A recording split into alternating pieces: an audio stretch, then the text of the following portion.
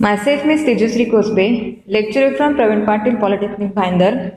My subject is maintenance of electrical equipment. In this, chapter 3 is testing and maintenance of rotating machine, part 7, learning outcome. At the end of this video, you will learn about how to draw the circle diagram. So, circle diagram. A circle diagram is a graphical representation of the performance of an electrical machine. It is commonly used to illustrate the performance of transformers, alternators, synchronous motors, and induction motors. It is very useful to study the performance of an electric machine under a large variety of operating conditions. The diagrammatic representation of a circle diagram makes it much easier to understand and remember compared to theoretical and mathematical descriptions.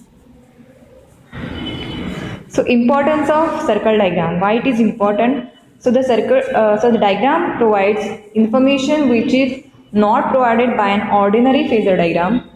A phasor diagram gives relation between current and voltage only at a single circuit condition.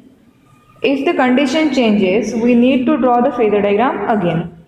But a circle diagram may be referred to as a phasor diagram drawn in one plane for more than one circuit conditions on the constant of an induction motor, which is our main interest. We can get information about its power output, power factor, torque, slip, speed, copper loss, efficiency, etc. in a graphical or in a diagrammatic representation. So, tests performed to compute data required for drawing circle diagram. So, mainly two tests are required to draw the circle diagram. So, we have to perform no load and block rotor test in an induction motor. In no load test, the induction motor is run at no load, and by 2 wattmeter method, its total power consumed is calculated, which is composed of no load losses only. Slip is assumed to be 0. From here, no load current and the angle between voltage and current required for drawing circle diagram is calculated. The angle will be large as in the no load condition. Induction motor has high inductive reactance. In block rotor test, rotor is blocked, which is analogous to short circuiting secondary of a transformer. From this test, we need to calculate short circuit current and the lag angle between voltage and current for drawing circle diagram. Also, we need a rotor and stator copper loss. So, how to draw the circle diagram? By using the data obtained from the no load test and the block rotor test, the circle diagram can be drawn using the following steps. So, the first step is take reference phasor V as vertical, that is y axis. Step second, select suitable current scale such that the diameter of circle is about 20 to 30 cm. Step 3 is from no load test, I0 and Phi0 are obtained. Draw vector I0 lagging V by angle Phi0. This is the line OO dash as shown in figure 1.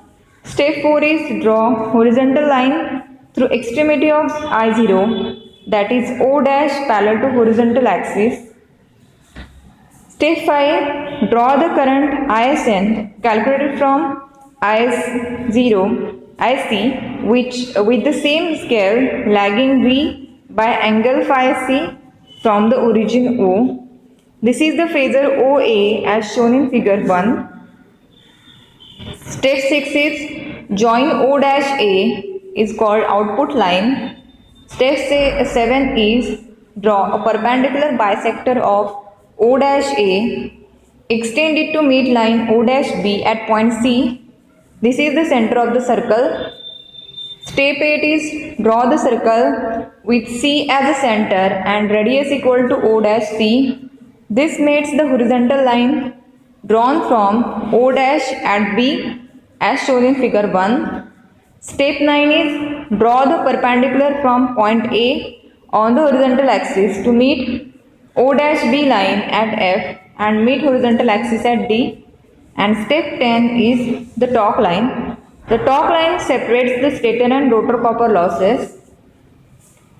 So this is the figure 1 in which you can see the I0 which drawn at angle phi 0 and this is ISN which is drawn at angle phi SC, and by connecting these two lines you get O dash A which is the output line.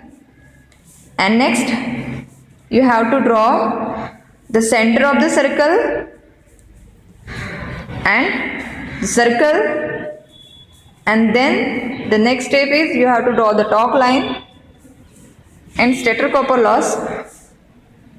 So this is the circle diagram.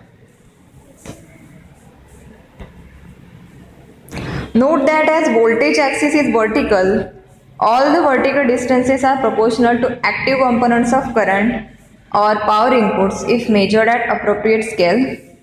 Thus the vertical distance AD represents power input at short circuit, that is WSN, now which consists of core loss and stator rotor copper losses. Now FD is equal to O dash G is equal to fixed loss, where O dash G is drawn perpendicular from O dash and on horizontal axis. This represents power input on no load, that is fixed loss. Hence, AF directly proportional to sum of stator and rotor copper losses. Then point E can be located as A upon EF is equal to rotor copper loss upon stator copper loss. The line O dash E under this condition is called torque line. Next step is power scale.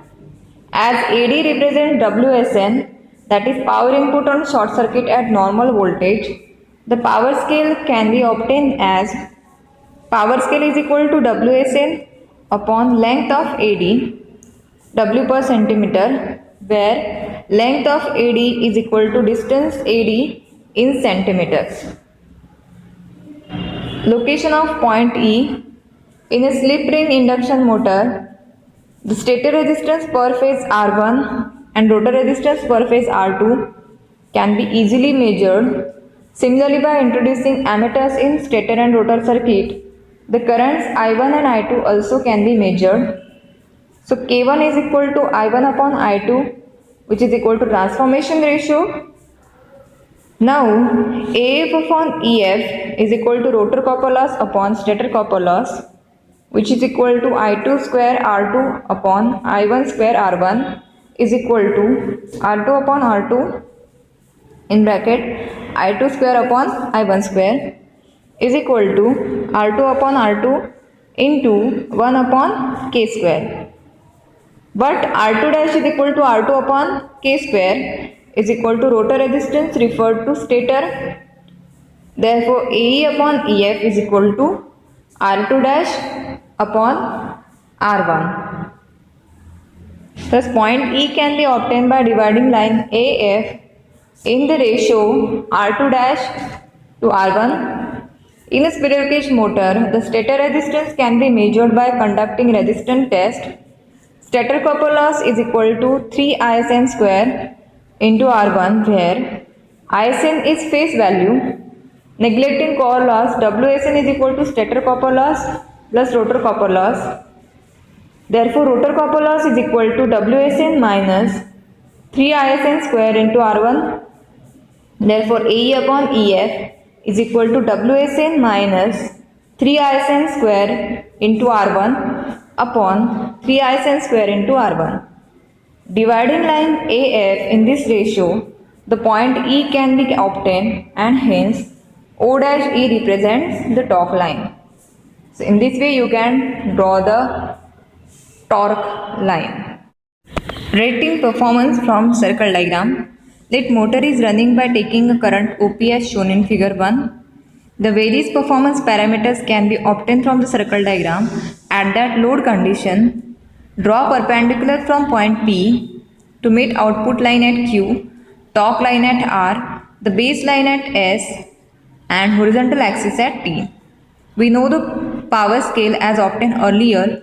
Using the power scale and various distances, the values of the performance parameters can be obtained as total motor input is equal to PT into power scale, fixed loss is equal to ST into power scale, stator copper loss is equal to SR into power scale, rotor copper loss is equal to QR into power scale, total loss is equal to Q2 into power scale, rotor output is equal to PQ into power scale, rotor input is equal to PQ plus QR is equal to PR into power scale, slip S is equal to rotor copper loss is equal to QR upon PR, power factor cos Y is equal to PT upon OP, and motor efficiency is equal to output upon input is equal to PQ upon PT, rotor efficiency is equal to rotor output upon rotor input is equal to PQ upon PR, rotor output upon rotor input is equal to 1 minus S is equal to N upon Ns is equal to PQ upon PR. The torque is the rotor input in synchronous watt. Maximum quantities. The maximum values of various parameters can also be obtained by using circle diagram. So first is maximum output. Draw a line parallel to O dash A and is also tangent to the circle at point M. The point M can also be obtained by extending the perpendicular drawn from C on O dash A to meet the circle at M. Then the maximum output is given by length Mn at the power scale. This is shown in the figure 1. Second is maximum input. It occurs at the highest point on the circle, that is at point L. At this point, tangent to the circle is horizontal. The maximum input given length is LL dash at the power scale. Third is maximum torque. Draw a line parallel to the torque line and is also tangent to the circle at point J. The point J can also be obtained by drawing perpendicular from point C on torque line and extending it to meet circle at point J. The length Jk represents maximum torque in synchronous watts at the power scale. This torque is also called stalling torque or pull-out torque. Fourth one is maximum power factor. Draw a line tangent to the circle from the origin O, meeting circle at point H. Draw perpendicular from H on horizontal axis till it meets it at a point I. Then angle OHI gives angle corresponding to maximum power factor angle.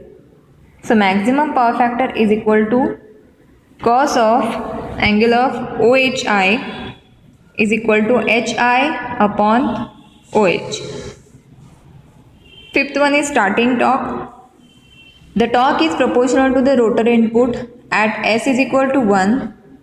Rotor input is equal to the rotor copper loss, that is length AE. Therefore, starting torque is equal to length AE into power scale in synchronous watts.